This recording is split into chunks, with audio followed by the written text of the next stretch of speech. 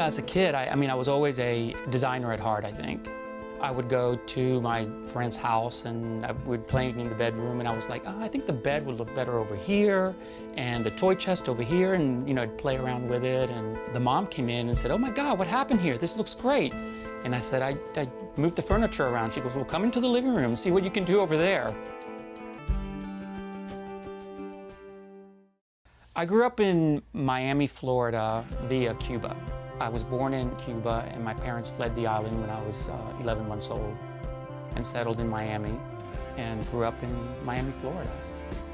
I learned work ethics from my parents. My mom had never worked in her life, and she came to the States and she had to go work. And my dad, they really taught me well. And I had my first job when I was 13 years old. I was the paper boy in the neighborhood. Architecture and interior design, I mean, it's part of my life since I grew up.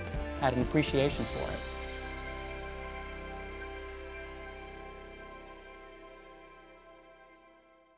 Well, I remember when I first moved to Houston in 1985, driving down Heights Boulevard and being in awe. We're tearing down these homes that are really very well built. Sure, they've been neglected through time, but I'll tell you, a lot of the construction that's being built today is not going to be around 100 years from now, like these houses are. I feel like I connect with the homes. You walk in, they have a history. In these older homes, everything that was in there, that, you know, it was all alive once. I have a problem with tearing down a house that's 100 years old to build something new on it. I'm honored that I'm considered an ambassador of the Heights. There was a time that we were losing 2.5 homes in the Heights, older homes, to new construction. So I was one of the co-founders of Save the Bungalows, which was a grassroots organization to basically stop demolitions.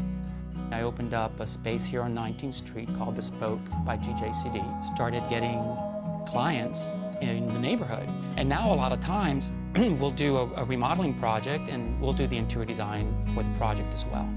So it's turned out to be a great thing. And it needs to be about diversity.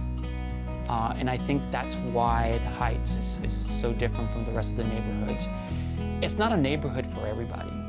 If you're not okay with that bungalow or that structure that an artist lives and he paints it in multiple, you know, different colors and puts a sculpture of a monkey on a banana tree, you know, if you're not okay with that, this might not be your neighborhood.